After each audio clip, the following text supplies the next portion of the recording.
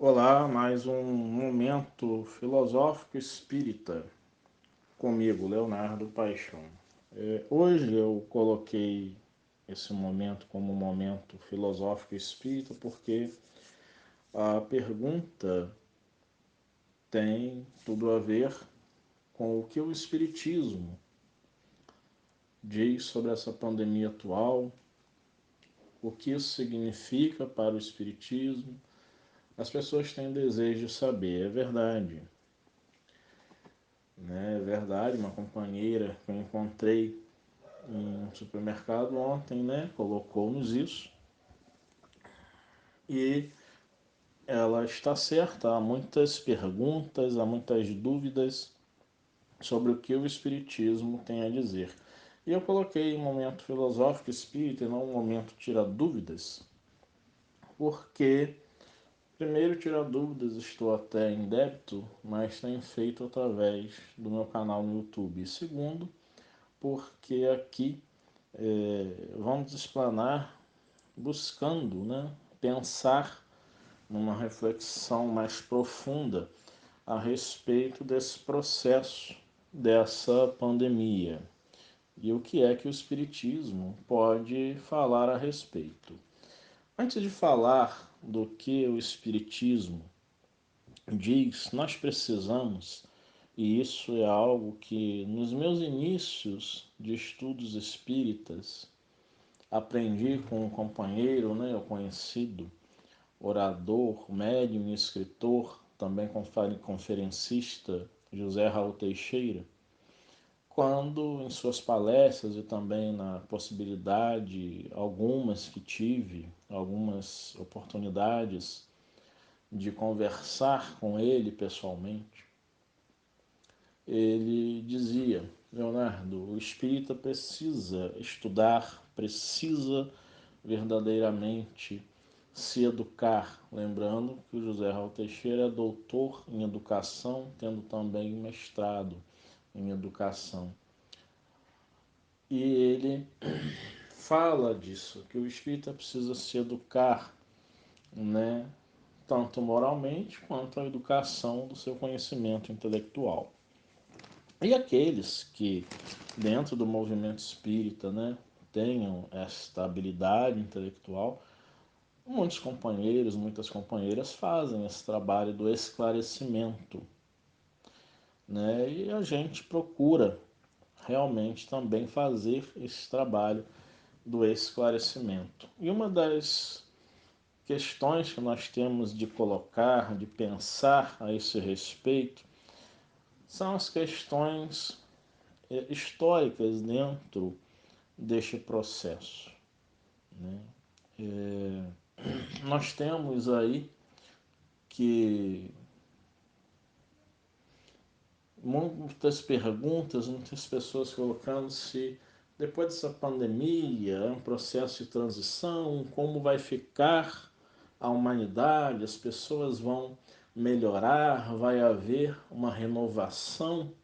E aí nós vamos recorrer à pesquisa realizada pelo jornalista e escritor Wagner Barreira, que está com a pesquisa sobre a gripe espanhola já terminada, e ele vai estar escrevendo um livro sobre a gripe espanhola. Então ele diz que o que ele viu de coincidências com o momento atual foi a recomendação do governo à época de se higienizar as mãos, das pessoas se isolarem em suas casas e se saíssem às ruas para atividade essencial, usassem máscaras, né? E nós podemos ver, se colocarmos mudança na sociedade depois da gripe espanhola, nós vamos ter diversos sites, né?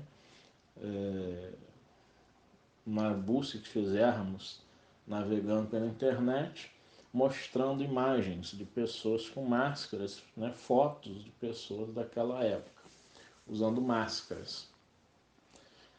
E ele diz que isso, né, o chocou, que a recomendação era a mesma. Porém, ele também fala do processo, né, de notificações sobre as mortes, as subnotificações, que era muito precário à época. Então, se teve aí cerca de 50 milhões de mortes no mundo, tendo tido 500 milhões de pessoas infectadas, sendo que na China o número de mortes foi dado como muito irrisório, e já no Brasil, à época, com 29 milhões de habitantes, 35 mil pessoas vieram a morrer. E se a gente pensar contextualizando, né? Melhor, descontextualizando, pensar esse número conforme os números que temos atualmente, nós vamos considerar que 35 mil mortes são muito pouco, né, em relação ao número de mortes de hoje. Mas contextualizando, pensando que não eram 200 milhões de brasileiros, eram 29 milhões e morreram 35 mil, fez o sistema de saúde entrar em colapso, bem como os cemitérios também. Então era um número, à época, muito expressivo. E hoje nós temos, né, muito mais que isso de mortes. Né? Estamos perto dos 80 mil, estamos em 77 mil. Se as estatísticas de hoje, eu vi isso ontem, não, já aumentaram para, né, 78 mil. Nós estamos perto de 80 mil mortes. E à época, morrerem aí cerca de 50 a 100 milhões de pessoas representava 5% da população mundial. É interessante que depois da gripe espanhola, o Wagner Barreira ele vai dizer que a sociedade estava vivendo, né, no ano 1918, estavam aí já em 4 anos de guerra, né, e isso já havia, né, a questão de ser um cotidiano de morte em muitas regiões, né, pelo mundo, né, especialmente na Europa, e isso faz com que se tenha uma sociedade que estava com recursos, né, de forma ainda menor disponíveis para este processo, a ponto de, a época da gripe espanhola, presos, né, terem sido obrigados a retirar os corpos dos mortos infectados que estavam nas ruas. Nós não chegamos a este ponto hoje no Brasil, de termos corpos nas ruas. Entretanto, no Equador há essa situação, triste situação. E uma reportagem com a arqueóloga Joana Freitas, uma arqueóloga portuguesa, né? Ela lembra que houve mudanças na sociedade, mudanças no sentido, não só como o Wagner Barreira coloca, depois de 1918 houve um liberalismo, um parcial empoderamento feminino, a expressão que ele usa, e concordo com ele. Houve, né, até ele cita uma música, né, um samba de Assis Valente, que diz, né, no carnaval de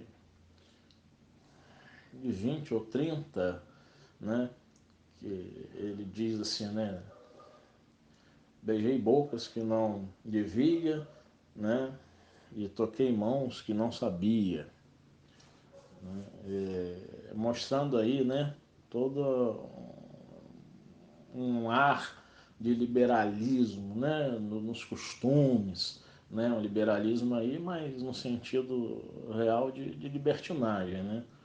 E com isso nós temos essa percepção de que não houve uma renovação moral nos costumes, enquanto tornar as pessoas cada vez melhores, cada vez mais preocupadas com elas mesmas. O Wagner Barreira disse que nessa pandemia, em relação ao novo coronavírus, nós temos a percepção de que nós somos seres táteis, né? Isso é óbvio. Nós sentimos falta do contato corporal, do abraço, do aperto de mão, né? Do falar próximo. Nós sentimos falta deste contato. Entretanto, a arqueóloga Joana de Freitas, retornando a ela diz, né, que outras mudanças que se deram foi em relação à questão do saneamento, à questão da higienização, à questão do próprio atendimento médico, né, médico-paciente, a forma dos médicos atenderem. Houve uma maior atenção a partir após a pandemia da gripe espanhola. E há artigos científicos, que eu particularmente já li muitos, de médicos, uma médica especialmente no Reino Unido, falando da mudança que se já está fazendo, né, na conduta de alguns médicos, né, de alguns colegas médicos e nela mesmo, em relação ao tratamento com os pacientes cada vez mais humanizado. Isso já é uma questão na medicina, a Faculdade de Medicina de Campos, né, o falecido Dr. Marco Salem dava aulas de humanização em medicina, né, na Faculdade de Medicina de Campos há pouco tempo. E a Joana Freitas lembra o seguinte também, que um escritor chamado L. Spinney diz o seguinte: a história demonstra que gostamos de reagir em vez de prevenir. E ela explica esta frase, né, falando assim: é o efeito do esquecimento coletivo. Assim que ultrapassamos uma situação danosa, a sociedade tende a esquecer rapidamente e, ciclicamente, vê-se obrigada a lidar com o mesmo tipo de questões. O papel da história é exatamente esse: impedir que o esquecimento seja total. E nós temos pessoas como Wagner Barreira, como essa arqueóloga Joana Freitas e tantos outros historiadores, tantos outros filósofos, pensando, né, o momento da pandemia da gripe espanhola e, com isso, recorrendo aos fatores de coincidência, aos fatores de mudanças, né, percebendo as diferenças da época. Minha posição, né, enquanto cidadão pensante, é a mesma do filósofo, por exemplo, Luiz Felipe Pondé e vários outros, né, que colocam que não vai acontecer uma mágica. O que pode acontecer, e aí entra o posicionamento do Wagner Barreira, que o Pondé não necessariamente segue essa linha de pensamento. Para o Pondé, tudo depois de uns 2 anos vai voltar exatamente ao normal e talvez o que ele chama de modinha do home office pode não ser, né, a mudança para, entre aspas, o novo normal.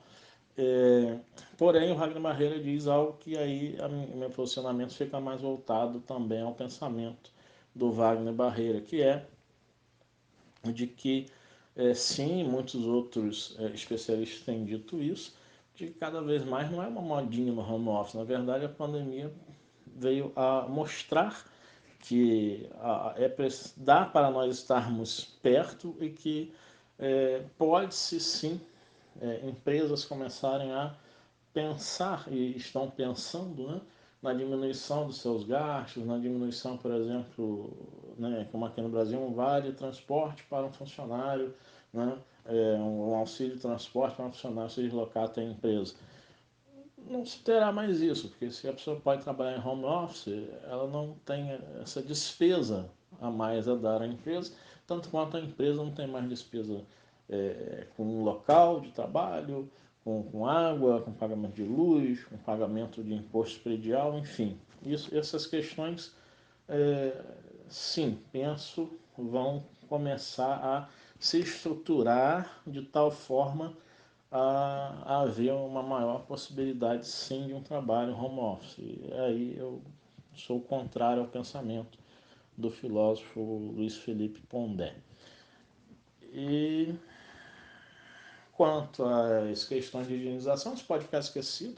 Algumas pessoas poderão não necessariamente chegar às ruas, às suas casas, lavar as suas mãos. Realmente não. E, infelizmente, em meio à pandemia, nós vemos violência urbana acontecendo. Não podemos esquecer o movimento hashtag, né, Vidas Negras Importam, também, né, todas as vidas importam, né, mas lembrando do racismo estrutural que há em nosso país, não podemos esquecer disso. Pois bem, tendo já falado bastante em relação à história, em relação a dados históricos, sobre esses processos de pandemia da gripe espanhola e a correlação deles com escritores, historiadores, filósofos da atualidade a respeito, e o nosso próprio pensar filosófico a respeito disso, vamos ver o que o Espiritismo pode falar para nós. Eu aqui estou com o livro Nos Passos da Vida Terrestre, psicografado pelo José Raul Teixeira, pelo Espírito Camilo, que é o seu guia espiritual, e no capítulo 5º, Estão de Volta, temos aqui um tópico: outras formas de reeducação e resgate de débitos morais num mundo expiatório. Esse tópico, né, ou esse enunciado, diz o seguinte: outras formas de reeducação e resgate de débitos morais no mundo expiatório. O que isso quer dizer? Nós vivemos na Terra um planeta de provas e expiações.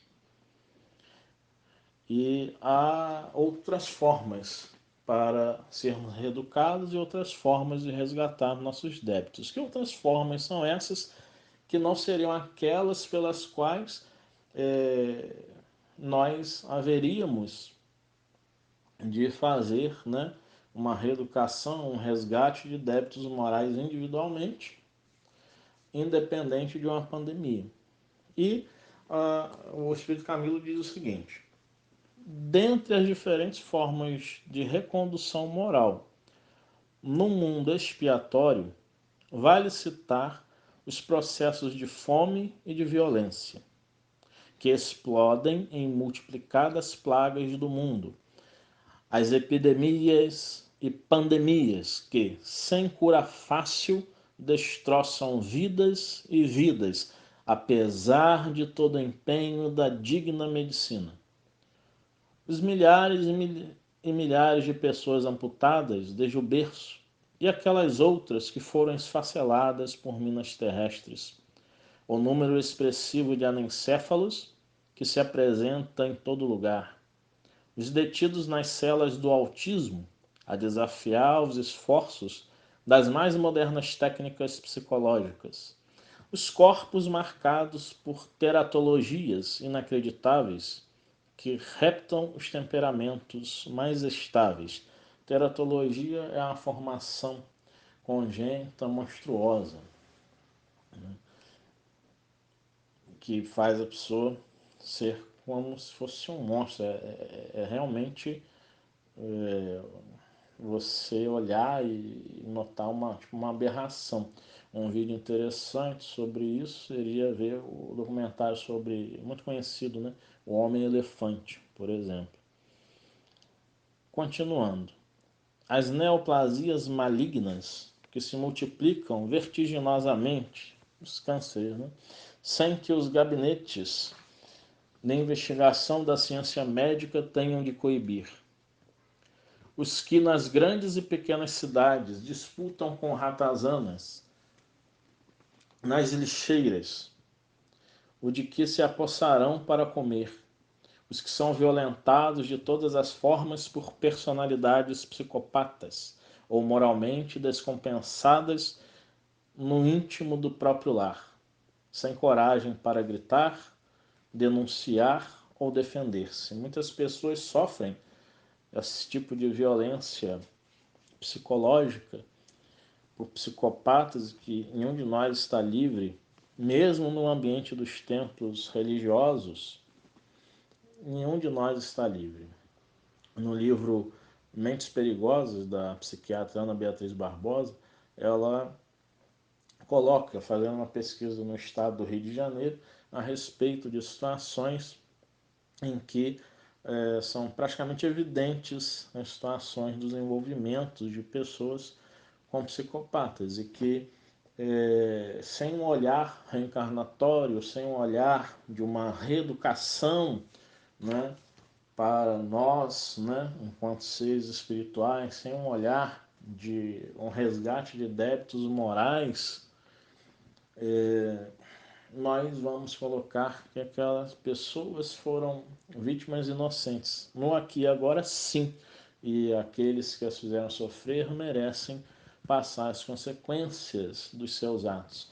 Mas também, num sentido espiritual, não podemos colocá-las exatamente como vítimas, simplesmente sendo vítimas.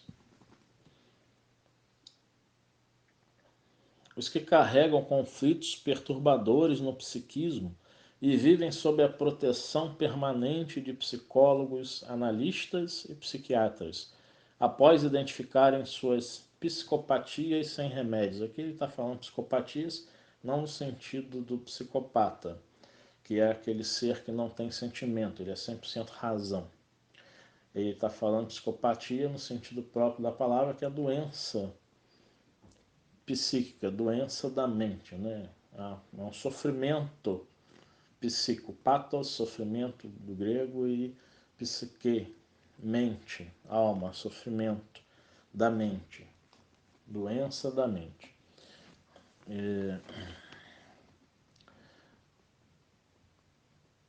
Esses, muitas vezes, há pessoas que passam anos e anos indo a psicólogos, psiquiatras, psicanalistas, né? Ou analistas, como se coloca, e não se resolvem, não encontram a si próprias, não conseguem perceber-se, sabem até que as suas questões, medicamentos já nem são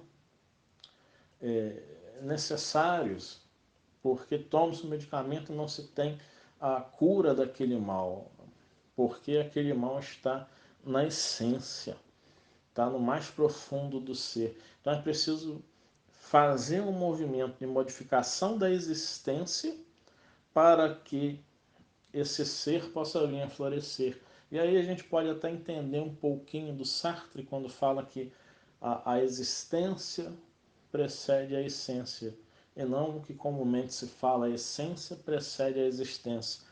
Aqui falando em um nível bem filosófico e psicológico para nós estarmos buscando entender. Os que são importunados por obsessões espirituais de variados tipos e intensidades, chegando muitos às raias da autodestruição. Pois é, muitos estão aí, né, no flagelo da obsessão, que Kardec chama em agenda, é a pandemia, né, também que há no mundo, a obsessão. E poucos são os que conhecem os aspectos, né? Conhecem o que a doutrina espírita oferece a esse respeito, a fim de verdadeiramente se defenderem, né? A esse respeito. E leva-se muitos aí à autodestruição, tanto é que a Organização Mundial de Saúde, né, desde o seu relatório em 2013, ela diz, né, que a cada 40 segundos uma pessoa se suicida no mundo. Né? Isso é muito triste, o número de suicídios aumentando entre os jovens, entre crianças, né? É realmente preocupante. Então nós temos aí também, em todos esses fatores, e ele citou ali as epidemias e pandemias, né, outros meios para nós nos reeducarmos, outros meios para nós é, resgatarmos, né, os nossos débitos. Então, as pessoas, né, que estão desencarnando neste momento,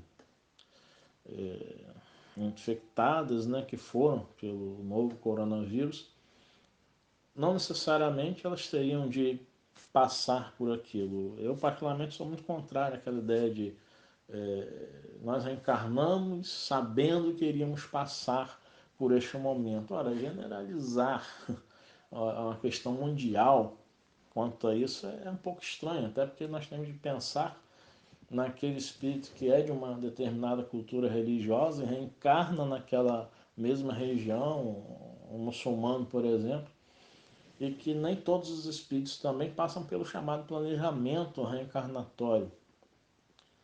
Né? Do contrário, não se teria tanto os espíritos superiores em um livro dos espíritos e depois uma expressão, né, do espírito André Luiz, a partir da psicografia de Chico Xavier, de que há o, a reencarnação compulsória, né? Aquela que não se tem consciência de que se reencarnou. E por outro, é, nós temos o esquecimento do passado. Então, não dá para justificar que a gente tem que mudar e pensando enquanto espíritos e colocando a todas as outras pessoas como se conhecessem desse processo reencarnatório, justificar que nós temos que mudar porque nós sabíamos que iríamos passar por isso. Não, é um pensamento muito pobre, é generalizar e é não pensar as questões históricas, as questões de saúde, né, as questões filosóficas, sociológicas, antropológicas, que estão inseridas, né, neste momento. Também as questões econômicas. Não dá para nós restringirmos, né, fazermos um reducionismo. Eu noto que no movimento espírita brasileiro acontece muito disso. Né? A pessoa faz um reducionismo, generaliza tudo sob um ponto de vista, esquecendo-se que, na maioria das vezes, o ponto de vista é a vista de um único ponto, que é o seu próprio olhar, e não um olhar mais abrangente a respeito de um assunto. Espero ter aqui nessa quase meia hora esclarecido, né, um pouco a respeito dessas perguntas que nos foram feitas. Muita paz a todos.